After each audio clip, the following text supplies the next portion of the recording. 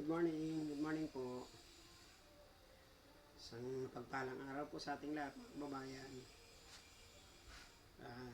Ang ating topic po ngayon ay tungkol po sa mga pet po natin sa bahay, no?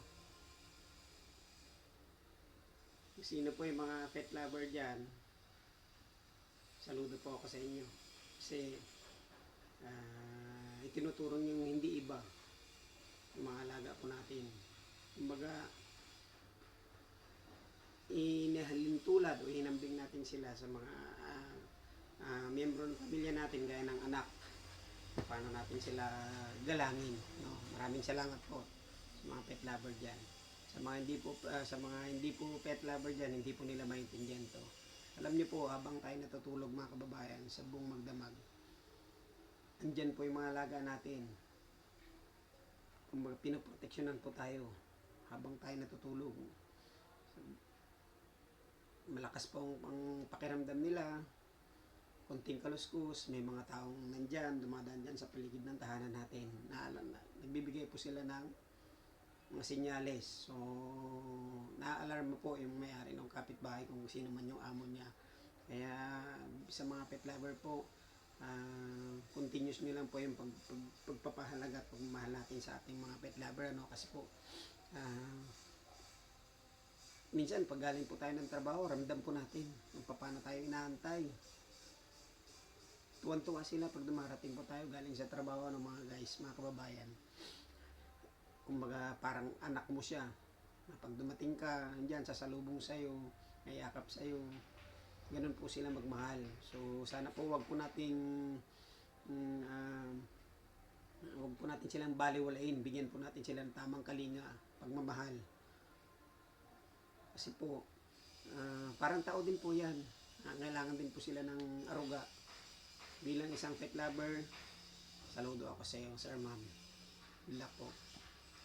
Yung mga hindi po walang malasakit, walang pagmamahal sa mga alagang hayop, sir, ma'am, ito po yung panahon na yan. Kailangan po natin silang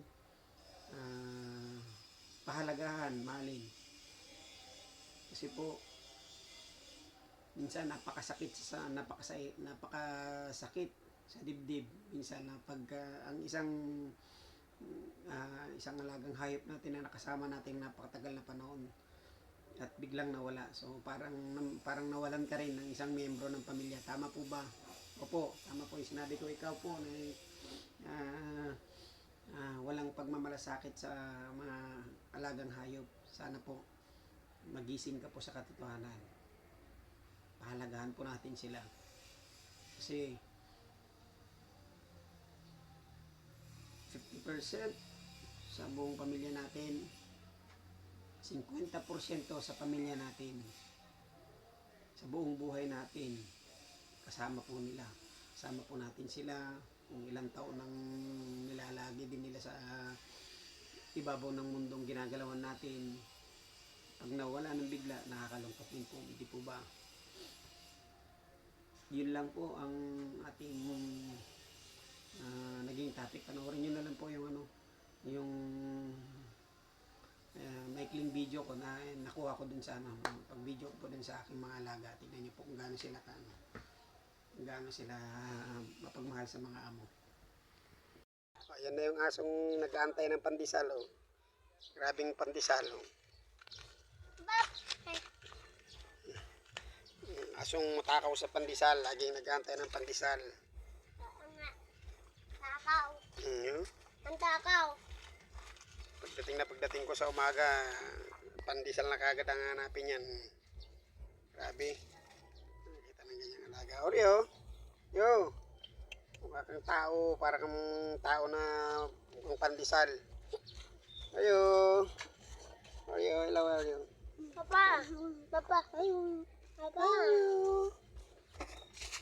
Pandesal na naman hinahanap mo? Ha?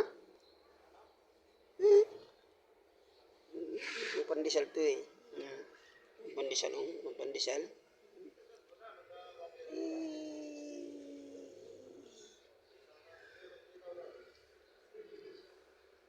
Yan o. Uy, sus, kung ganda naman ang mukha niya, no? pandesal to eh. Pang pandesal to eh. Hmm. Met kumatan lakay, swak mo lakay.